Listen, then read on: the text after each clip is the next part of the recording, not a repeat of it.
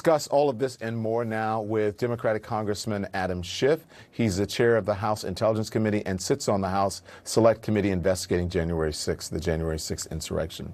Good evening to you. Thank you so much for joining. This is a critical moment, Congressman. If Democrats can't unite around these infrastructure and these budget bills, is the party at risk of losing out on Biden's entire domestic agenda until at least the 2022 midterms? Look, we can't accept anything short of passing these vital bills for the country.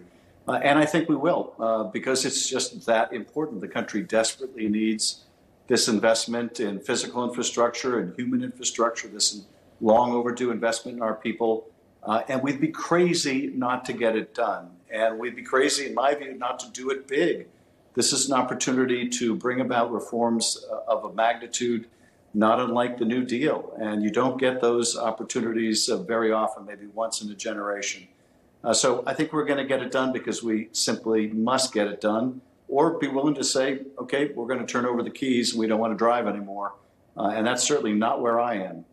So the answer is you get it done, you believe you are, but if you don't, you think that you turn the keys over at this point? You would be turning the keys over. I'm not willing to accept any outcome other than success here. And you I have think to be realistic, though. Oh, look, I am being realistic. I think we will get this done.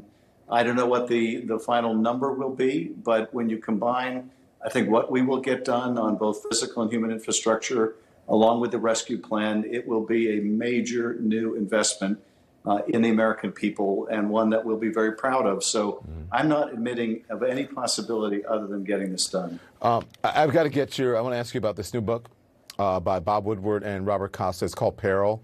Their reporting says that lawyer John Eastman wrote a memo to try to influence Mike Pence to overturn the election by throwing out electors from 7 states. What's your reaction to this memo, sir? Well, look, they all understood they lost the election.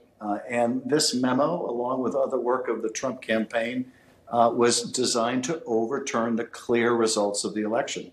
They just didn't care. They don't care about our democracy anymore. Apparently, all that matters is staying in power. So they'll pass voter suppression laws around the country. They'll strip independent election officials of their powers and give them to partisan boards to help them succeed where they failed to overturn the last election. And yes, they'll write memos saying, hey, here's a way we can subvert the will of the voters if we can just get the vice president to ignore his constitutional duty. And this is indeed how democracies come to an end, not necessarily by violent revolution. Sometimes it's by these quasi-legal means, these efforts to subvert the plain letter of the law and coerce individuals, whether it's the vice president or the Secretary of State from Georgia or elections officials or legislators in Michigan or Pennsylvania or Arizona. And we came so close to losing our democracy, and we're clearly not out of the woods. You are on the Select Committee investigating January 6th. Do you want to hear from Eastman? Look, I don't want to identify specific witnesses yet, but we're going to look into every effort made to subvert the election and how it led us to that violent insurrection on the 6th. So certainly those that were involved in trying to get the vice president to ignore his constitutional duties are well within the scope of our investigation. Yeah. More now reporting on the book, this Robert Costa and Bob Woodward. They're saying in their book that days before the insurrection that Steve Bannon and Trump were discussing, quote, this is quote, killing the Biden presidency in the crib, end quote. And Costa described the mood in the White House the night before the attack. Here it is.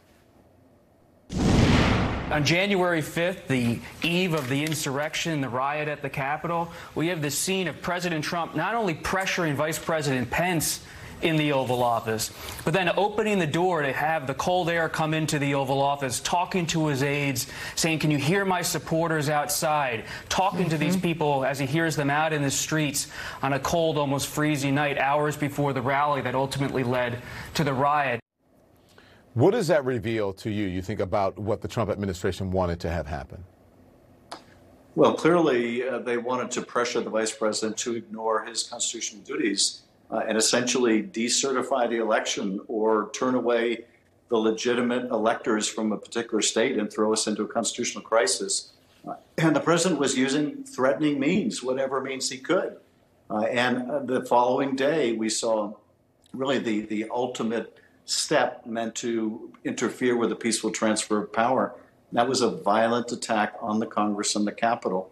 So the former president was willing to use any means, I think, including the violence we saw January 6th, to overcome the will of the people and stay in power. So listen, you want this not to happen again. So today you introduced your new legislation called the Protecting Our Democracy Act. It proposes ways to prevent presidential power from being exploited. And when we saw how executive norms were abused under Trump, how far does this bill go in stopping that from happening again? Well, it's a bill very much like the sweeping post-Watergate reforms that were designed to address the abuses of the Nixon administration. Here we attack the politicization of the Justice Department, the way the former president used it as his private law firm and used it to go after his political enemies. We protect whistleblowers. We protect inspector generals from being fired except for good cause. We make it clear that a president who commits crimes can be held accountable, and we told the statute of limitations so they don't escape justice by staying in office. We give enforcement mechanisms to the Hatch Act so that a president can't use the federal workforce as his campaign manpower.